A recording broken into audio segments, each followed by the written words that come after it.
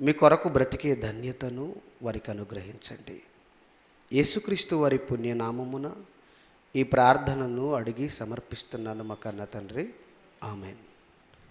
గురువారం బైబిల్ తరగతికి విచ్చేసిన ప్రియులైన మీ అందరికీ కూడా పేరు పేరున నా హృదయపూర్వకమైనటువంటి వందనములు తెలియచేస్తూ ఉన్నాను.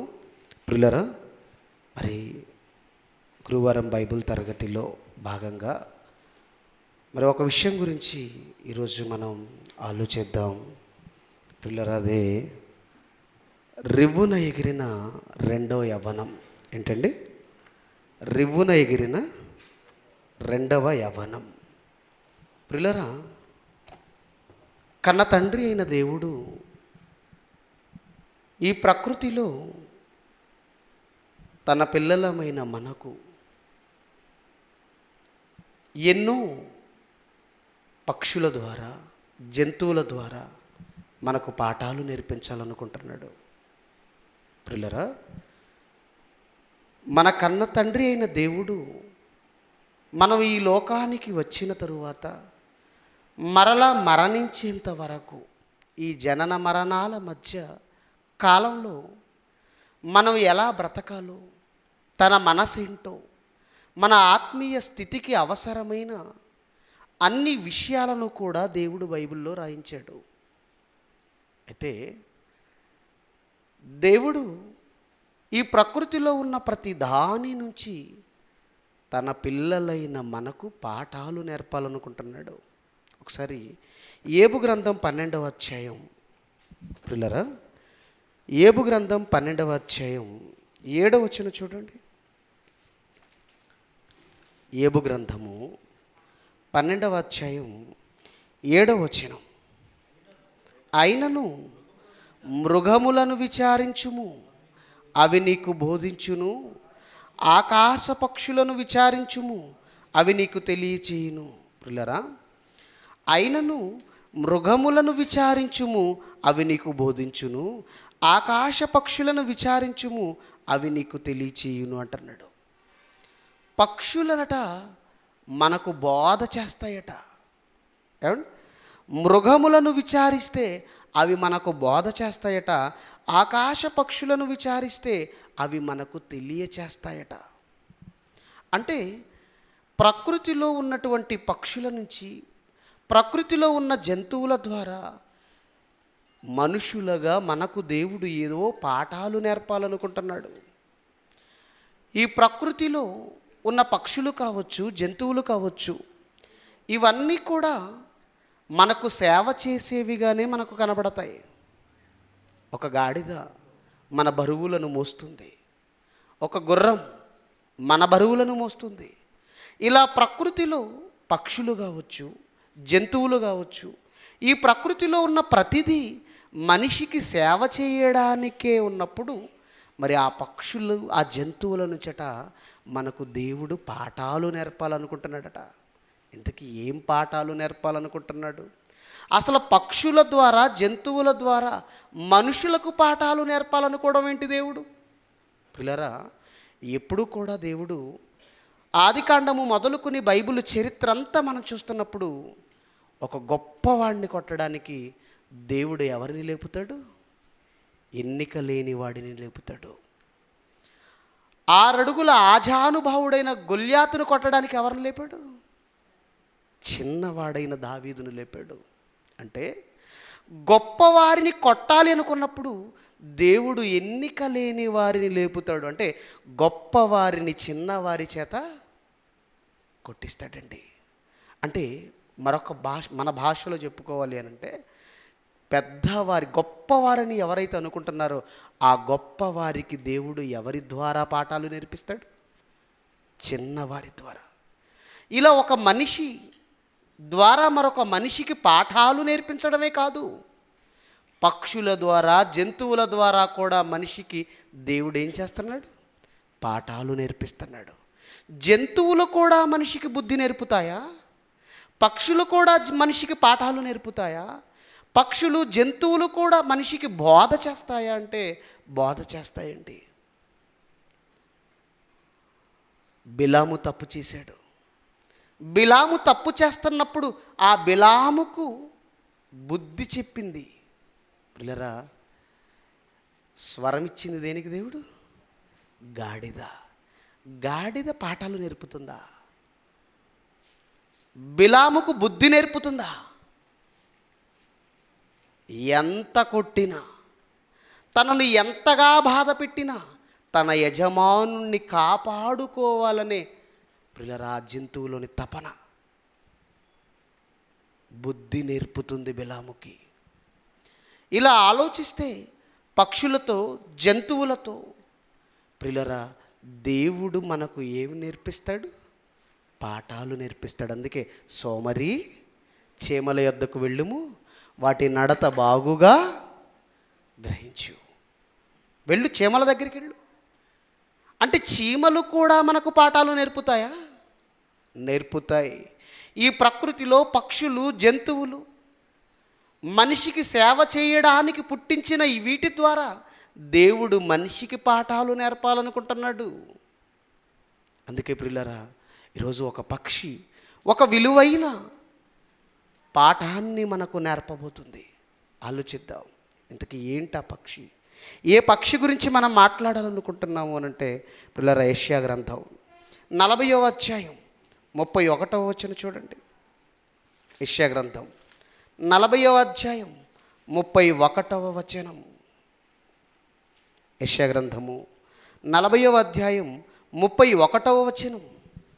యెహోవా కొరకు ఎదురు చూచువారు నూతన బలము పొందుదురు, వారి పక్షురాజు వలె రెక్కలు చాపి పైకి ఎగురుదురు.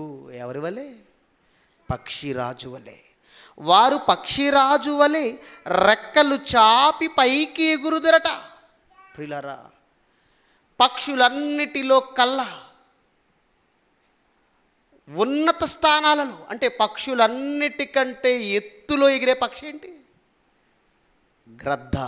దాన్నే పక్షిరాజు అంటాం మనం. ఏంటి? గ్రద్ద.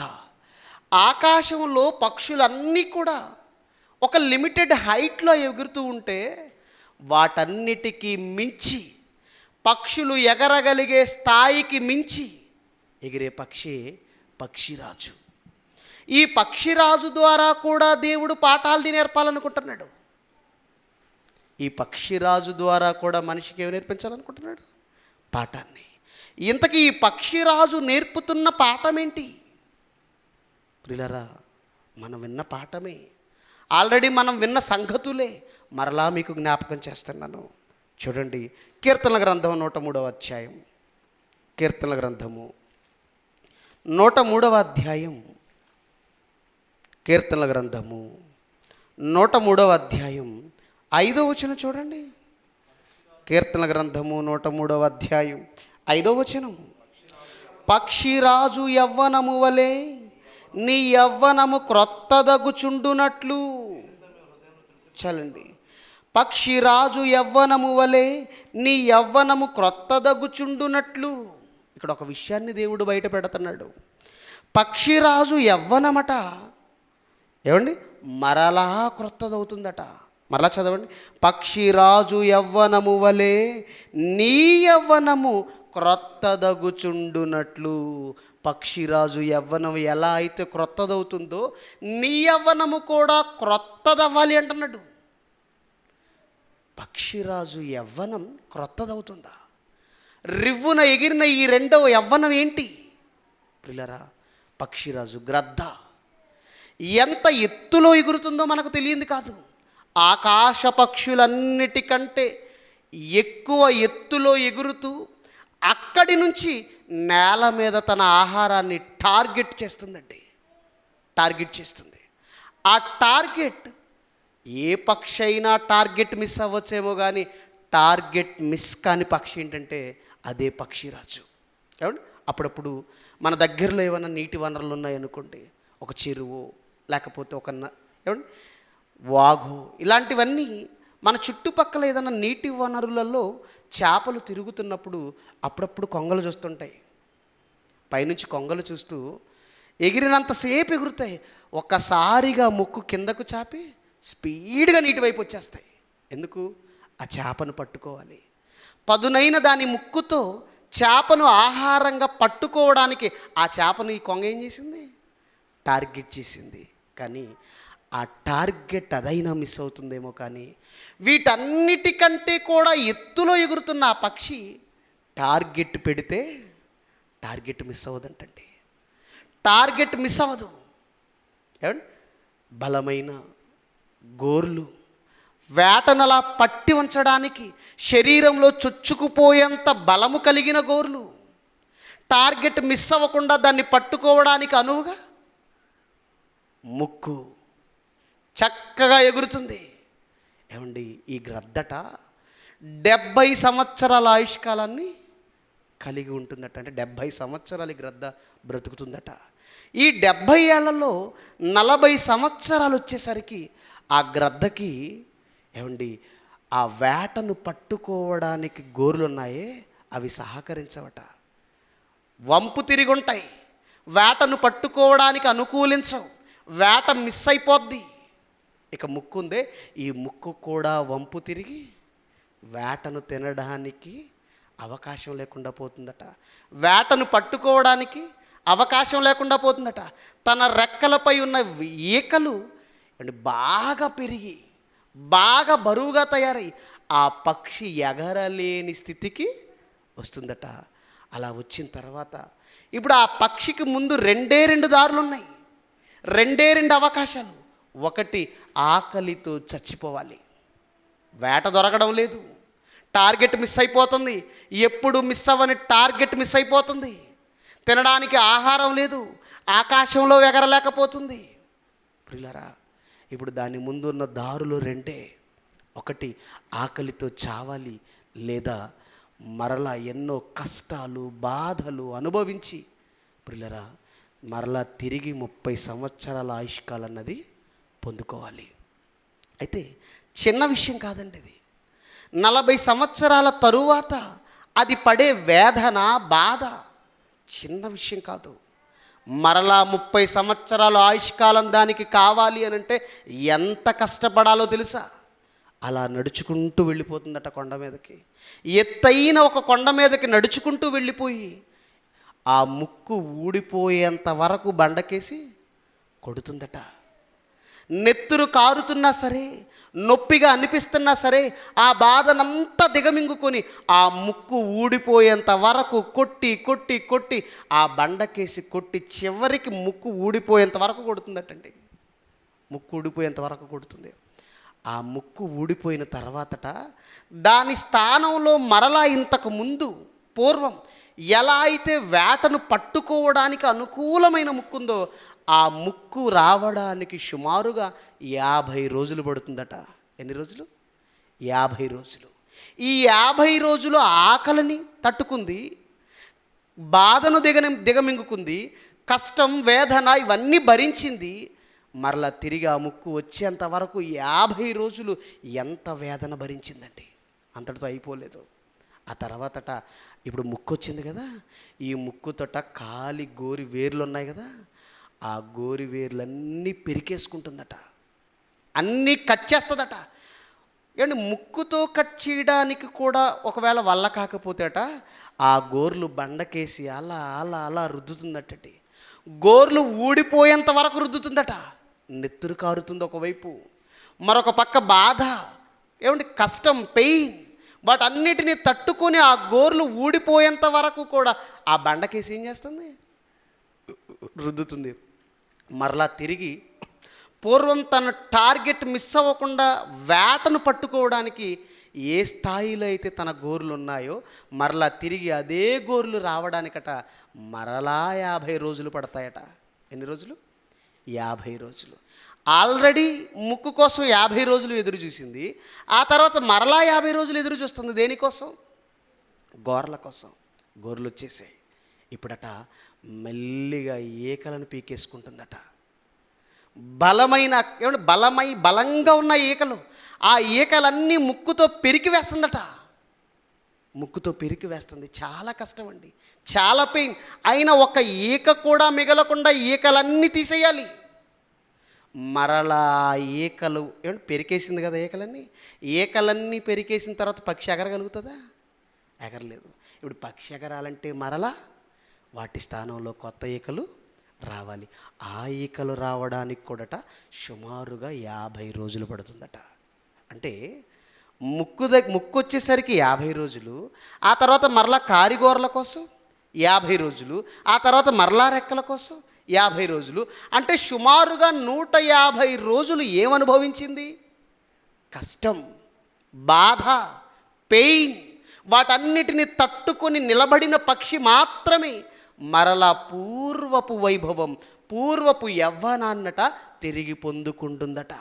ఈ 150 రోజులు ఏదైతే కష్టాన్ని దిగమింగుకొని ఆ పెయిన్స్ అన్నీ భరించి మరలా ఈ కొత్త ఈకలు, కొత్త ముక్కు, కొత్త కాలి గోర్లు వచ్చేంత వరకు ఎదురు చూస్తాదో ఆ పక్షి మరలా తిరిగి ఎన్ని సంవత్సరాలు బ్రతుకుతుందట? 30 సంవత్సరాలు. ఒకవేళ ఈ పెయిన్ తట్టుకోలేక, ఈ కష్టాలు, ఈ బాధలు తట్టుకోలేక ఆకలితో చచ్చిపోయి ఉంటే 40 సంవత్సరాలకే చనిపోయేది. రెండో యవ్వనం పొందుకునేది కాదు. కానీ గ్రంథంలో అండి మోస్ట్ ఆఫ్ ఎక్కువగా కూడా గ్రంథాలన్నీ కూడా ఆల్మోస్ట్ పెయిన్ ఏం చేస్తాయంటే భరిస్తాయటండి. ఎక్కడో కొన్ని పక్షులు పెయిన్ భరించలేని పక్షులట చనిపోతాయట. అయితే ఈ పక్షి ద్వారా దేవుడు మనకు నేర్పాలనుకుంటున్న పాఠం ఏంటి? ఎలా అయితే కష్టాలు, బాధలు, పెయిన్స్ ఏమండి ఇవన్నీ అనుభవించి తిరిగి నూతన యవ్వనాన్ని ఆ పక్షిరాజు పొందుకుందో, అంటే రెండో యవ్వనాన్ని పొందుకుందో, మనిషి కూడా ప్రియులారా, మనిషి మరణించిన తరువాత దేవుడున్న మహాలోకానికి ఎలా వెళ్తాడు? మనం చనిపోయే ముందు ముసలివాడిగా, కాళ్ళన్నీ అంటే బలము లేనివిగా, బాగా నలుపు వచ్చేసి, ఎంటికలన్నీ ఊడిపోయి, పళ్ళన్నీ రాలిపోయి ఎలా అయితే సమాధిలో పెట్టారో అలానే లేచి వెళ్ళిపోతామా? ఎలా వెళ్తాం? పరలోకానికి యేసుక్రీస్తు వారు రెండో రాకళ్ళు ఎలా వెళ్తాం? యవ్వనంతో. ఎలా? యవ్వనంతో. ప్రియులారా, ఇక్కడ దేవుడు పక్షిరాజు ఎన్నో కష్టాలు అనుభవించి రెండో యవ్వనాన్ని పొందుకుంది అంటే మనం కూడా ఏదో ఆ జరిగిపోయిన బాల్యాన్ని తిరిగి పొందుకుంటామని ఈ శరీర యవ్వనం గురించి దేవుడు మాట్లాడడం లేదు. యవ్వనానికి ఉన్న ప్రాధాన్యత గురించి చెప్పాలనుకుంటున్నాడు దేవుడు. యవ్వనానికి దేవుడు ఎంతో ప్రాధాన్యత ఇచ్చాడు. ఆదాముని పసిపిల్లవాడిగా తయారు చేశాడా? ముసలివాడిగా తయారు చేశాడా?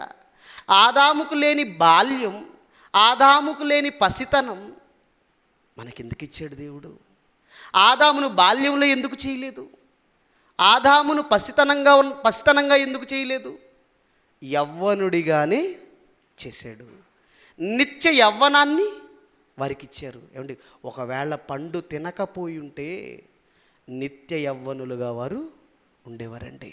దేవుడు తినవద్దన్న పండు తిని, దేవుని ఆజ్ఞను మీరి పాపం చేసి, పాపాన్ని ఈ లోకానికి రంగప్రవేశం చేయడానికి కారకులుగా మారినవారు.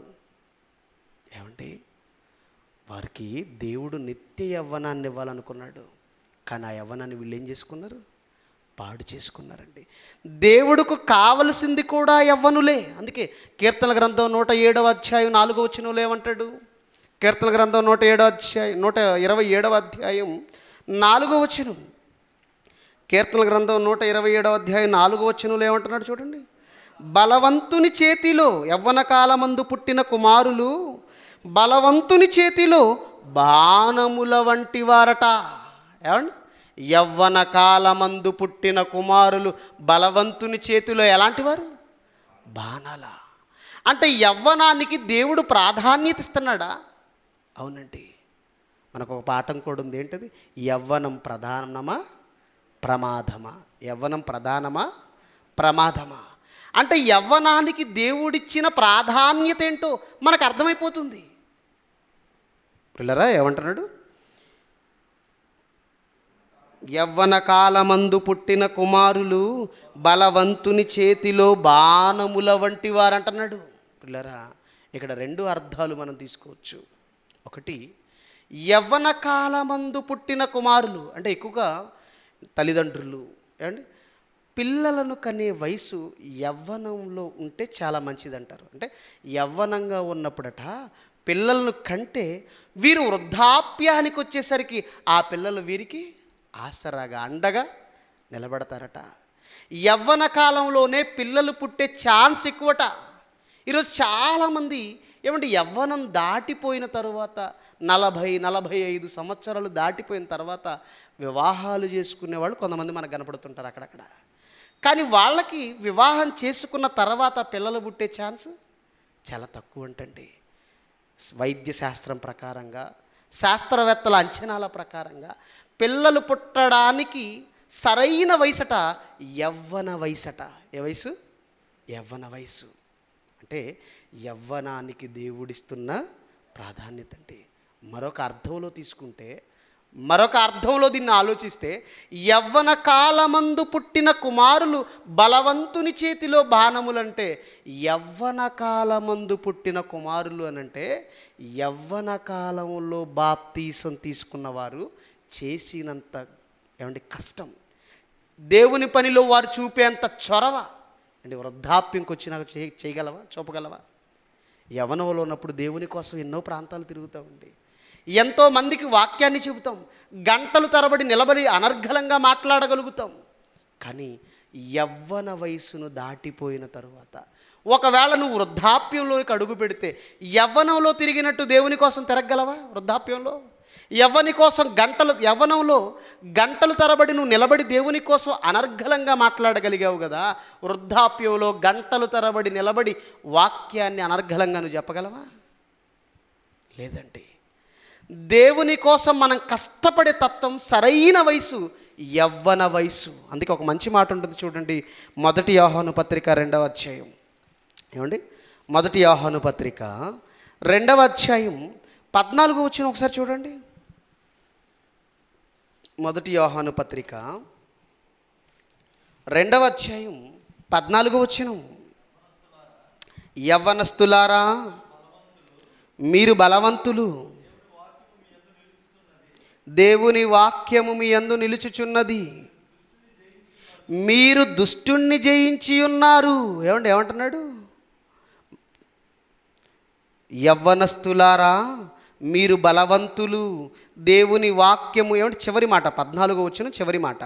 యవ్వనస్తులారా మీరు బలవంతులు, దేవుని వాక్యము మీ యందు నిలుచుచున్నది, మీరు దుష్టుణ్ణి జయించి ఉన్నారు గనుక మీకు రాయుచున్నాను. దుష్టుణ్ణి ఎదిరించి నిలబడడానికి దుష్టుణ్ణి ఎదిరించి నిలబడాలి అనంటే యవ్వన ప్రాయంలో అట చాలా సులువైన పనట. అందుకే అంటాడు యేసుక్రీస్తు వారు, యవ్వన కాలమందు నా కాడిం రోయుట దేనికి మేలు? నరునికి మేలట. యవ్వన కాలమందు కాడి మోయమంటున్నాడు. యవ్వన కాలమందే ఎందుకు మోయమంటున్నాడు కాడి?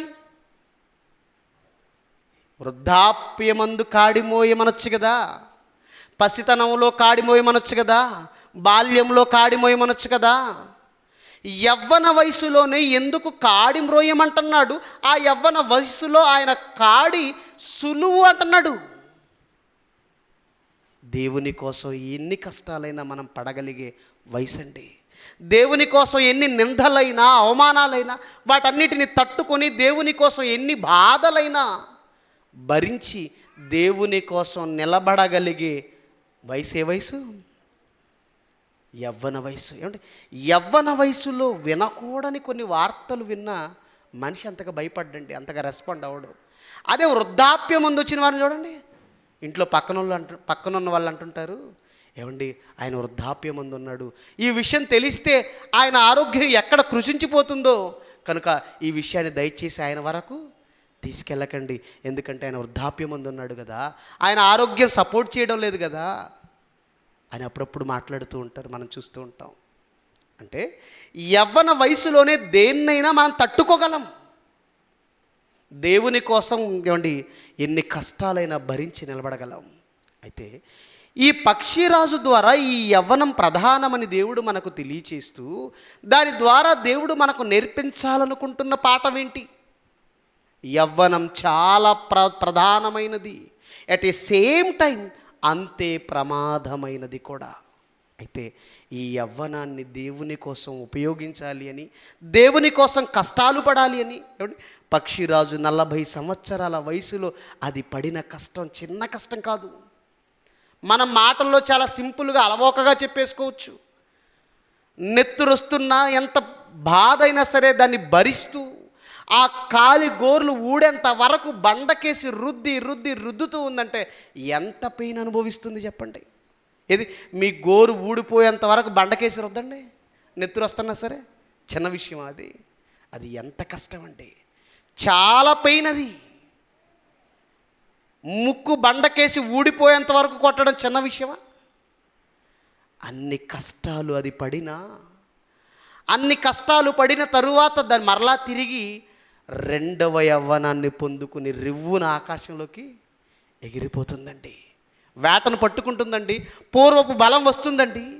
అలానే యవ్వన వయసులో దేవునిలోనికి వచ్చిన మనం, యవ్వనంలో ఉన్న మనం దేవుని కోసం ఎన్ని కష్టాలైనా పడాలి, ఎన్ని నిందలైనా పడాలి, దేవుని కోసం ఎన్ని కష్టాలైనా సరే భరించి మరలా తిరిగి యేసుక్రీస్తు వారి రెండవ రాకడలో నిత్య యవ్వనముగా మనం మారాలి అంటే, నిత్య యవ్వనులుగా మారిపోవాలి అనంటే, యవ్వనంతోనే దేవుడున్న మహాలోకం మనం వెళ్ళిపోవాలి అనంటే, ఈ లోకంలో దేవుని కోసం నువ్వేం చేయాలి? కష్టాలు పడాలి, శ్రమలు పడాలి. అందుకే పౌలు గారు దేవుని కోసం కష్టాలు పడిన వారిలో, శ్రమలు పడిన వారిలో యేసుక్రీస్తు వారు, పౌలు గారు ప్రాముఖ్యులని మనం మాట్లాడుకుంటూ ఉంటాం కదా. ఒకసారి పౌలు గారు ఒక మంచి మాట మాట్లాడుతున్నాడు చూడండి. కొరింథీయులకు రాసిన రెండవ పత్రిక, కొరింథీయులకు రాసిన రెండవ పత్రిక 4వ అధ్యాయం 16వ వచనం చూడండి. కొరింథీయులకు రాసిన రెండవ పత్రిక 4వ అధ్యాయం 16వ వచనం. కావున మేము అధైర్యపడము, మా బాహ్య పురుషుడు కృషించుచున్నను, ఆంతర్య పురుషుడు దినదినము నూతన పరచబడుచున్నాడు. ఏమంటున్నాడు? మేము అధైర్యపడము, దేనికి భయపడం, మా బాహ్య పురుషుడు కృషించుచున్నను. బాహ్య పురుషుడు అంటే శరీరం దేవుని కోసం ఎంతగా నలగొట్టాడో పౌలు గారు. నిజంగా దేవుని కోసం శరీరాన్ని నలగగొట్టిన వారిలో అగ్రగణ్యులుగా యేసుక్రీస్తు వారిని చూస్తాం. ఆ తర్వాత పౌలు గారిని చూస్తాం. క్రొత్త నిబంధనలో చాలా కష్టపడ్డాడండి దేవుడి కోసం. దేవుని కోసం ఎంత ప్రయాసపడ్డాడో, ఎన్ని శ్రమలు అనుభవించాడో, ఎన్ని కష్టాలు భరించాడో. ఆయన చరిత్ర అంతా చదువుతున్నప్పుడు నిజంగా అన్ని కష్టాలలో కనీసం ఘోరంత కష్టాలు కూడా మనం పడలేదని నేను అనుకుంటున్నానంటే, ఆయన పడిన, ఆ మహానుభావుడు పడిన కష్టాలు మనం చదువుతుంటే, ఆ కష్టాల్లో కనీసం చేతి ఘోరంత కష్టం కూడా మనం పడలేదు, నేటి క్రైస్తవ్యం పడలేదు అనిపిస్తుంటుంది. ఎంత కష్టపడ్డాడండి, ఎంత ప్రయాసపడ్డాడండి. ఆయన కష్టపడుతున్నప్పుడు, ప్రయాసపడుతున్నప్పుడు ఆయన శరీరం ఏమైపోతుందట? కృషించిపోతుంది. ఆయన శరీరం పాడైపోతుంది, ఆరోగ్యం కోల్పోతుంది. ఆయన శరీరం కృషించిపోయినను ఆంతర్య పురుషుడు అంటే ఆత్మ, మనం దినదినము ఎలా ఉంటున్నాడట? అభివృద్ధి చెందుతున్నాడట, అభివృద్ధి పరచబడుతున్నాడట, నూతన పరచబడుతున్నాడట. అంటే యవ్వనుడిగా మారిపోతున్నాడట. నీ శరీరానికి వృద్ధాప్యం ఉండొచ్చు, ఆత్మకెక్కడిది వృద్ధాప్యం? ఆత్మ యవ్వనంగానే ఉంటుంది. ఈ శరీరాన్ని దేవుని పనిలో ఎంత నలగగొట్టినా, ఎంత కృషించిపోయినా, ఇది ఎంత నలగగొట్టబడితే, ఎంత కృషించబడితే అంతగా లోపల ఆంతర్య పురుషుడు ఏమైపోతున్నాడట? యవ్వనుడిగా మారిపోతున్నాడట. పిల్లరా, పౌలు గారు దేవుని కోసం పడిన కష్టాలు ఇన్ని కాదండి. కొన్ని ఆయన కష్టాల పరంపర మనం చూస్తే, ఒకసారి ఇదే కొరింథీయులకు రాసిన రెండవ పత్రిక 11వ అధ్యాయం 23వ వచనం చూడండి ఒకసారి. ఇదే కొరింథీయులకు రాసిన రెండవ పత్రిక 11వ అధ్యాయం 23వ వచనం. వారు క్రీస్తు పరిచారకుల వెర్రివాని వలె మాటలాడుచున్నాను.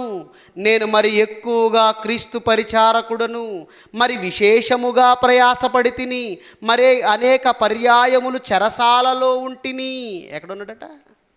చెరసాల. చెరసాల అంటే నేడు మన వాడుక భాషలో జైల్. జైల్. దేవుని కోసం ఎక్కడికి వెళ్ళిపోయాడట? జైలుకి వెళ్ళిపోయాడా? జైలుకు వెళ్ళడానికైనా సిద్ధపడ్డాడు, కానీ దేవుణ్ణి విడిచిపెట్టడానికి సిద్ధపడలేదండి. ఈరోజు మనం చిన్న చిన్న సమస్యలకి, చిన్న చిన్న ఇబ్బందులకి ఏం చేస్తాం? దేవుని పని అంటే విడిచిపెట్టేస్తాం. కానీ పౌలు గారు అలా కాదండి. జైలుకు వెళ్ళడానికైనా సిద్ధపడ్డాడైతే, కానీ దేవుని మాటలను ఏమండి ఆ సమాజానికి ప్రకటించడానికి కానీ, దేవుని కోసం బ్రతకడానికి కానీ వెనకడుగు వేసినవాడు కాదండి. ఎప్పుడైనా ఏమండి దేవుని కోసం ఏ సందర్భంలోనైనా మనం జైళ్ళకు వెళ్ళామండి, శిక్షణ అనుభవించామండి. దేవుని దయ వల్ల ఆ పరిస్థితులు ఇంతవరకు రాలేదండి మనకి. కానీ పౌలు గారట దేవుని నిమిత్తం ఎక్కడికి వెళ్ళిపోయాడట? చెరసాలలో ఉంటిని, అపరిమితముగా దెబ్బలు తింటిని. మితముగా అన్నాడా? అపరిమితముగా అన్నాడా? అపరిమితముగా అంటే దెబ్బల మీద దెబ్బలండి, దెబ్బల మీద దెబ్బలండి. లెక్కకు మించిన దెబ్బలు తిన్నాడట. ఎవరి కోసం? భార్య కోసమా? అసలు పెళ్ళయిందా? లేదు కదా. పిల్లల కోసమా? లేదు కదా. పోనీ తన అన్నదమ్ముల కోసమా? అక్కచెల్లెళ్ళ కోసమా? స్వజనుల కోసమా? ఎవరి కోసం? దేవుని కోసం దెబ్బలు తిన్నాడట. ఏమండి దేవుని కోసం దెబ్బలు తిన్న దాఖలాలు ఏమైనా ఉన్నాయా మన దగ్గర? దెబ్బల వరకు ఏంటండి, అది పక్కన పెట్టండి. దెబ్బల వరకు అది వేరే. ఒక మాట అంటే తిరిగి 4 మాటలు అంటాను. ఇటు క్రైస్తవ్యాన్ని చూడండి నేడు ఎలా ఉందండి. అందరూ ఒకే సంఘానికి వస్తారు, ఒకే చర్చికి వెళతారు. నెల పంపుల దగ్గర చూడాలి ఆడల గొడవలు. ఇద్దరు లేదు ఒకే చర్చికే, జుట్టులు పట్టుకొని పీక్కుంటున్నారు. దేవుని కోసం శ్రమలు అనుభవించండి, కష్టాలు పడండి, దెబ్బలు తినండి. అంటే దెబ్బలు తినడం వరకు పక్కన పెట్టు. ఒక మాట అంటే తిరిగి 4 మాటలు అంటున్నా. కనీసం మాటను కూడా సహించలేకపోతున్నామండి. ఇంకా చూడండి. అనేక మార్లు ప్రాణాపాయములలో ఉంటిని. ఏమండి చావు అంచుల వరకు వెళ్ళొచ్చాడట. ఎక్కడి వరకు? చావు అంచుల వరకు వెళ్ళొచ్చినాయి. దేన్ని విడిచిపెట్టలేదు? దేవుణ్ణి విడిచిపెట్టలేదండి. దేవుని పనిని విడిచిపెట్టలేదండి. దేవుని మాటలు ఈ సమాజానికి ప్రకటించడం విడిచిపెట్టలేదండి. ఇంకా అనేక మార్లు ప్రాణాపాయములలో ఉంటిని. యూదుల చేత 5 మార్లు ఒకటి తక్కువ 40 దెబ్బలు తింటిని. యూదుల చేత ఎన్ని దెబ్బలు తిన్నాడట? 5 సార్లట. ఒకటి తక్కువ 40 దెబ్బలు తిన్నాడట. ఏమండి ఈరోజు మన సేవకుల్లో ఎవరినైనా వచ్చిన వెంటనే మీరు బెత్తాలు తీసుకొని వీపు పట్టలాయించాడు అనుకోండి, తెగ కొట్టేశారు. వస్తాడండి మరలా రెండోసారి మీకు వాక్యం చెప్పడానికి? వస్తాడా? కానీ పౌలు గారు ఆ మనస్తత్వం కాదండి. నన్ను కొట్టినా పర్వాలేదు, నన్ను తిట్టినా పర్వాలేదు, నన్ను ఎన్ని మాటలన్నా పర్వాలేదు, మీకు వాక్యాన్ని చెప్పడానికి నేను వస్తాను, వెళతాను. దేవుని కోసం ఎన్ని ప్రాంతాలైనా తిరుగుతాను. ఇంకా 3 బెత్తములతో కొట్టబడి తిని, ఒకసారి రాళ్లతో కొట్టబడి తిని. ఎంత కష్టమైన పని అండి ఇది. రాళ్లతో కొట్టబడడం అంటే చిన్న విషయమా? 4 మాటలంటే తుడిచేసుకుని వెళ్ళిపోవచ్చండి. 4 దెబ్బలు కొట్టినా వెళ్ళిపోవచ్చండి. రాళ్లతో కొట్టడం ఏంటి? అసలు రాళ్లతో కొట్టడం అంటే చిన్న విషయం అండి ఇది. తగలరాని చోట ఎక్కడైనా తగిలిందనుకోండి, బ్రతుకుతాడా? బ్రతకడండి. ఎంత నొప్పండి. ఒక పిల్లవాడు ఏదో జారిపోయి పక్కకెయ్యిపోయి ఏదో ఒక రాయి విసిరాను అనుకోండి, ఆ రాయి పక్కకెయ్యిపోయాడు వాస్తవంగా, కానీ ఏదో మిస్ అయ్యి వచ్చి మనకు తగిలింది అనుకోండి, ఎంత పెయిన్ అండి, ఎంత బాధ. విలవిలలాడిపోతాం. అలాంటిది పౌలు గారిని రాళ్లతో కొట్టారట, రాళ్లతో కొట్టించుకున్నాడట. రాళ్లతో కొట్టించుకున్నా సరే దేవుని మాటలు చెప్పడానికి వెనకాడలేదండి. దేవుని కోసం ప్రాణం పెట్టడానికే సిద్ధపడిన వాడికి రాళ్లతో కొట్టించుకోవడం ఒక లెక్క చెప్పండి. ఇదంతా నేను మీకు ఎందుకు చెప్తున్నానంటే, పౌలు గారు దేవుని కోసం ఎన్ని కష్టాలు పడ్డాడో చూడండి. ముమ్మారు ఓడ పగిలి శ్రమపడి తిని, ఒక రాత్రింబగుళ్ళు సముద్రములో గడిపి తిని, అనేక పర్యాయములు ప్రయాణములలోను, నదుల వలనైన ఆపదలలోను, దొంగల వలనైన ఆపదలలోను, నా స్వజనుల వలనైన ఆపదలలోను, అన్యజనుల వలనైన ఆపదలలోను, పట్టణములో ఆపదలలోను, అరణ్యములో ఆపదలలోను, సముద్రములో ఆపదలలోను, కపట సహోదరుని వలన ఆపదలలోనూ ఉంటిని. ఏమండి, అనేక పర్యాయాలట రాళ్లతో కొట్టబడ్డాడట, ముమ్మారు ఓడ పగిలి శ్రమపడ్డాడట, ఒక రాత్రింబగలు సముద్రంలో గడిపాడట, అనేక పర్యాయములు ప్రయాణములలోను, నదుల వలనైన ఆపదలలోను, దొంగల వలనైన ఆపదలలోను. ఇప్పటికే మహానుభావుడు ఎన్ని కష్టాలు పడుతున్నాడు. ఇవన్నీ ఒక ఎత్తు అనుకుంటే మరలా ఈయనకు మరొక పెద్ద సమస్య వచ్చి పడింది. అదేంటి? దేవుని కోసం ఆయన మాటలు చెప్పడానికి అనేక ప్రాంతాలు తిరుగుతున్నప్పుడు ఆ ప్రయాణాల వలన ఆపదలట, అలానే ప్రయాణాలలో దొంగల వలన కూడా ఆపదలటండి. దొంగల వలన కూడా ఆపదలట. ఏమండి, ఇవన్నీ భరించవచ్చండి, కానీ భరించడానికి కష్టమైంది ఏంటో తెలుసా? ఆ తర్వాత చెప్పబడిన మాట, స్వజనుల వలనైనా ఆపదలు. ఇటు సొంత వారి నుంచేనా? ఇంటి వారి నుంచేనా? కుటుంబపు వారి నుంచేనా? ఏమండి, బయట ఎవరో ఒక వ్యక్తి 4 మాటలన్నా మనకు పెద్ద బాధ అనిపించదండి. అదే ఇంట్లో భార్య ఒక మాట ఉందనుకోండి, చాలా దూరం ఆలోచిస్తాడు భర్త. భర్త ఒక మాట అన్నాడు అనుకోండి, చాలా దూరం ఆలోచిస్తుంది భార్య. ఏమండి, ఒక భార్య కావచ్చు, భర్త కావచ్చు, అన్నదమ్ములు కావచ్చు, తల్లిదండ్రులు కావచ్చు, స్వజనుల వలనైన ఆపదలట. మానసికంగా కూడా ఎంత కుంగిపోయి ఉంటాడండి మహానుభావుడు. ఇప్పటి వరకు ఫిజికల్గానే కష్టపడ్డాడు, శరీరాన్ని దేవుని కోసం కష్టపెట్టాడు, శరీరాన్ని దేవుని కోసం నలగగొట్టడం మీరు చూశారు. అంటే కేవలం ఫిజికల్గానే ఆయన బాధపడుతున్నాడంటే మరలా ఇక్కడ మెంటల్గా కూడా ఆయన డిస్టర్బ్ అవుతున్నట్టు, మెంటల్గా కూడా ఆయన బాధపడుతున్నట్టు, మెంటల్గా కూడా ఆయన చాలా బాధకు, కష్టానికి గురైపోతున్నాడు. మానసిక కష్టాలు మరలా పైపెచ్చు. ఏమండి, మానసికంగా ఒక వ్యక్తి ఆరోగ్యంగా ఉంటే ఫిజికల్గా ఎన్ని కష్టాలైనా భరిస్తాడండి, ఎన్ని దెబ్బలైనా భరిస్తాడండి. కానీ మానసికంగా అతని ఆరోగ్యం సరిలేదనుకోండి, సైకలాజికల్గా అతను డిజార్డర్కి గురయ్యాడు అనుకోండి, ఫిజికల్గా ఒక్క దెబ్బ పడ్డా కూడా భరించలేడు. ఫిజికల్గానే కాదండి, మానసికంగా, సైకలాజికల్గా కూడా ఆయన ఏం ఫేస్ చేస్తున్నాడు? ప్రాబ్లమ్స్ ఫేస్ చేస్తున్నాడు. ఇంకా అన్యజనుల వలన ఆపదలోను, పట్టణములు, అరణ్యములు, సముద్రములు, కపట సహోదరుని వలన ఆపదలలో. ఇవన్నీ చాలదన్నట్టు ప్రయాసతోనూ కష్టములతోనూ, ఏమండి, ప్రయాసతోనూ కష్టములతోనూ, తరచుగా జాగరణములతోనూ. జాగరణ వేచి, ఏమండి, నిద్ర లేకుండా ఉండడం. నిద్ర లేకుండా ఉండేంత అవసరం ఏంటండి పౌలు గారికి? పగలంతా సువార్త అని తిరిగేస్తున్నాడు కదా, రాత్రి హాయిగా నిద్రపోవచ్చు కదా, రెస్ట్ తీసుకోవచ్చు కదా. ఆయనకి ఏంటంత అవసరం? ఒక 2 రోజులు 3 రోజులు నాన్ స్టాప్గా రెయ్యింబగులు సభలు చేసి కష్టపడితే అలసిపోతాం మనం. ఆ 3 రోజుల సభలకే మనం అల్లాడిపోతాం. 4వ రోజు ఏమంటాం? ఏమండి, నిన్న 3 రోజుల సభల్లో చాలా కష్టపడిపోయామండి, ఈ 2 రోజులు మాకేం కావాలి? రెస్ట్ కావాలి. పౌలు గారికి ఏంటండి, పగలంతా స్వార్థ చేస్తున్నాడు కదా, రాత్రి కూడా ఏమైనా స్వార్థ చేస్తున్నాడు ఆయన? ఎందుకు? నిద్ర లేనంత అవసరత ఏంటి పౌలు గారికి అని అంటే, ఏమండి, నేను ఆలోచిస్తూ ఉన్నాను అప్పుడప్పుడు, ఒక మాట నాకు చాలా కష్టంగా అనిపించిందండి. పౌలు గారు ఇంత ప్రయాసపడ్డా అనిపించింది.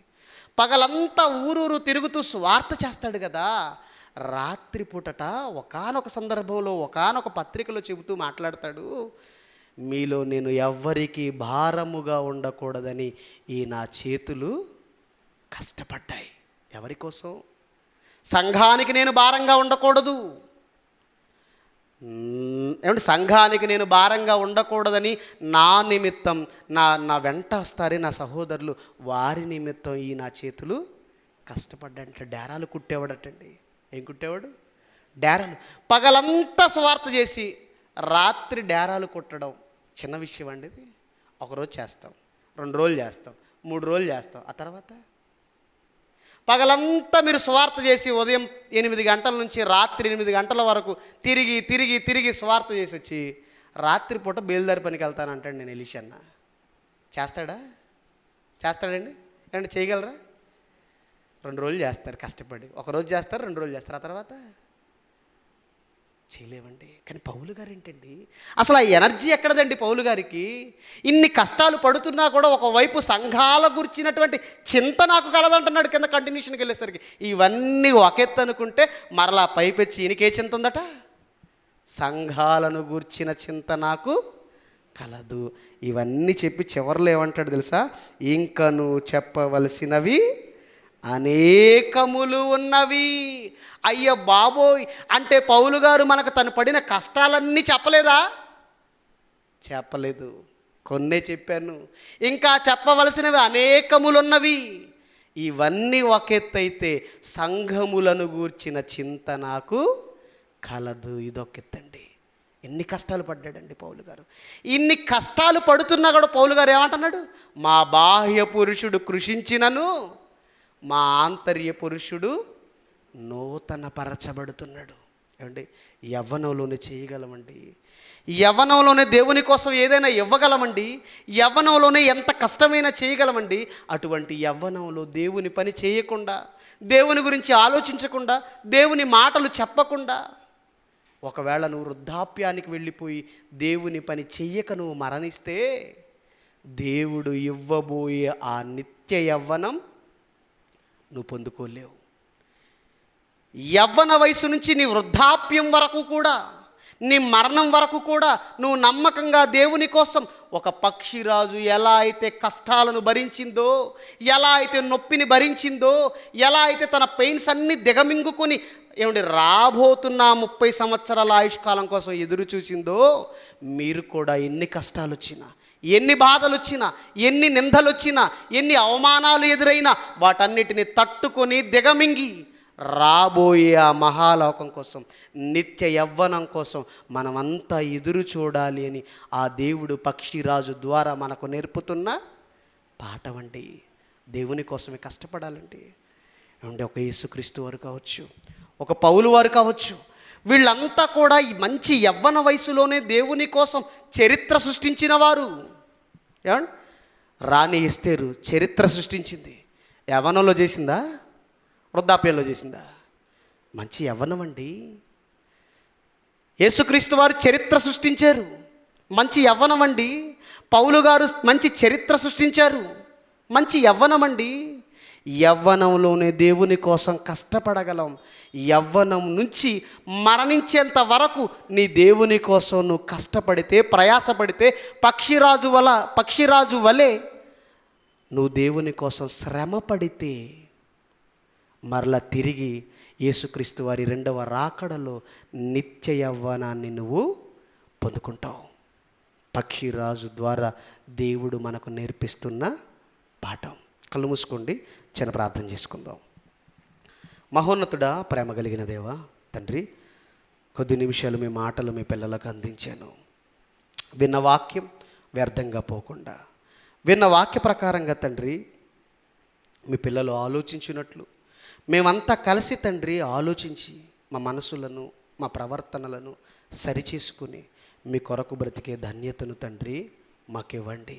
తండ్రి, యవ్వనం ప్రధానమని మీరు కోరుకున్నారు, కానీ ప్రధానమైన ఈ యవ్వనాన్ని తండ్రి నేడు అనేక మంది ప్రమాదంలోనికి నెట్టేస్తున్నారు. తండ్రి, మా యవ్వనాన్ని, ప్రధానమైన ఈ యవ్వనాన్ని తండ్రి మీ కొరకు అర్పించాలి.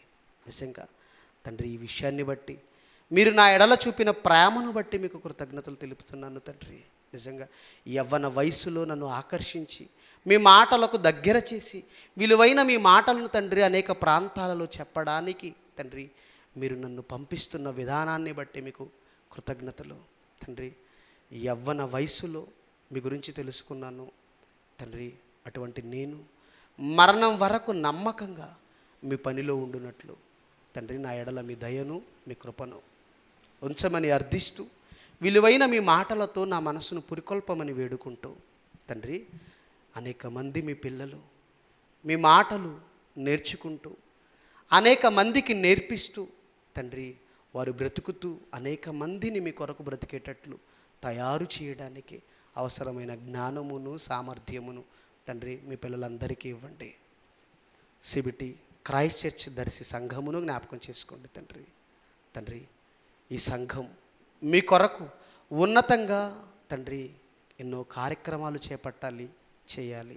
తిరిగి పూర్వపు వైభవాన్ని తండ్రి ఈ సంఘమునకు అందించమని అర్థిస్తూ యాచిస్తూ తండ్రి, అలానే దీనికి అనుబంధంగా ఉంటున్న జేబీఆర్సీ క్రైస్ట్ చర్చ్ పసుపుగల్లును జ్ఞాపకం చేసుకోండి. జేబీఆర్సీ క్రైస్ట్ చర్చ్ దొనకొండను జ్ఞాపకం చేసుకోండి. ఇరు సంఘాలలో తండ్రి నాయకులుగా ఉండి నడిపిస్తున్న మీ పిల్లలను జ్ఞాపకం చేసుకోండి. ఆయురారోగ్యాలతో వారిని దీవించండి తండ్రి. మీ పిల్లలను ఉన్నతంగా నడిపించడానికి అవసరమైన జ్ఞానమును సామర్థ్యమును వారికి అనుగ్రహించమని అర్థిస్తూ తండ్రి, ఇక్కడ తలలో వంచిన మీ పిల్లలందరినీ జ్ఞాపకం చేసుకోండి. ఆయురారోగ్యాలతో వారిని దీవించండి. మరలా తండ్రి తిరిగి ప్రయాణమై మా గృహములకు మేము వెళుతుండగా తండ్రి మా ప్రయాణాలలో తోడై ఉండండి. ఎటువంటి ప్రమాదాలు జరగకుండా క్షేమంగా తండ్రి మా గృహములకు మేము చేరునట్లు మా ఎడల మీ దయను మీ కృపను ఉంచమని అర్థిస్తూ యాచిస్తూ తండ్రి, మా ఈ చిన్ని మాటలు ముగిస్తూ మీ ప్రియకుమారుడు మా రక్షకుడునైనా యేసుక్రీస్తు వారి పుణ్యనామమున ఈ ప్రార్థనను అడిగి సమర్పిస్తున్నాను మా కన్న తండ్రి. ఆమెన్. అందరికీ వందనాలండి. మరి మీరు చెప్పినట్లుగానే 9 గంటలకల్లా క్లాస్ ముగించడం జరిగింది. Thank you very much.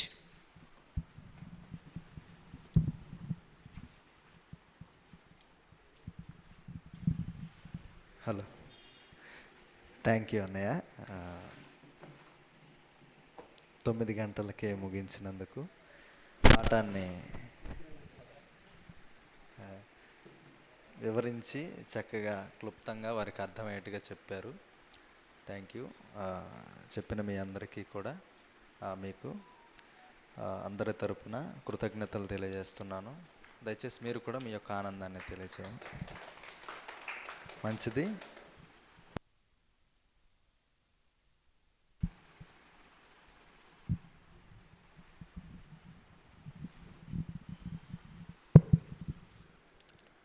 ప్రేమ దేవుని పిల్లారా, ఇప్పటివరకు కూడా మంచి విషయాలను తమ్ముడు మహేష్, దైవ సేవకులు వైస్ ప్రిన్సిపల్ గారు మనకు తెలియజేశారు.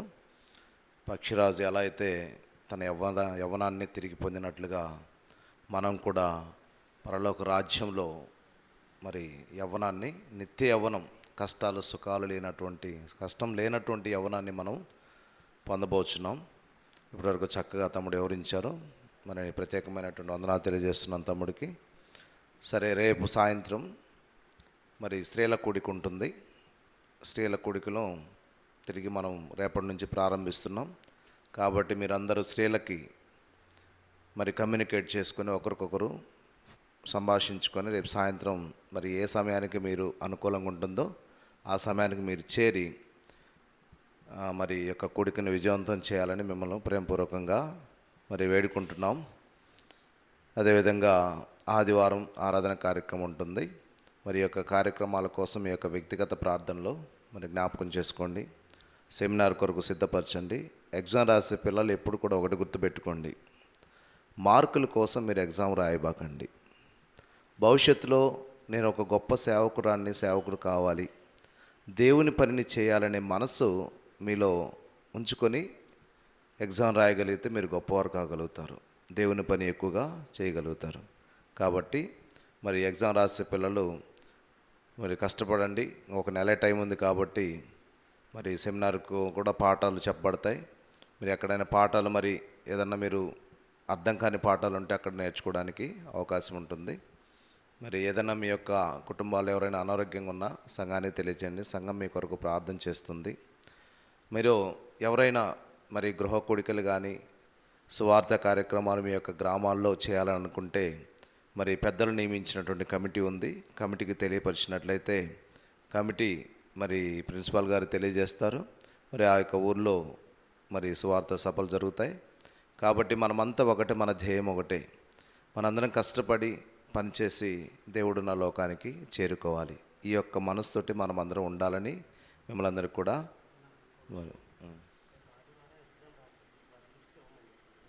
సరే సరే సరే. ఎవరైనా ఎగ్జామ్ రాసే వాళ్ళు ఉంటే మీ యొక్క వివరాలు మరి వైస్ ప్రిన్సిపాల్ గారికి తెలియచేయండి. ఎందుకంటే మరి యూనివర్సిటీ వారికి తెలియచేయాలి ఎంతమంది ఒక కాలేజ్ తరపున ఎగ్జామ్ రాస్తుందన్న విషయం. కాబట్టి గుర్తుపెట్టుకోండి. ఇంకా ఏదైనా విషయాలు ఉంటే మేము తెలియపరుస్తాం. కాబట్టి ఈ విషయాలను గుర్తుపెట్టుకొని మీ యొక్క వ్యక్తిగత ప్రార్థనలో జ్ఞాపకం చేసుకోండి.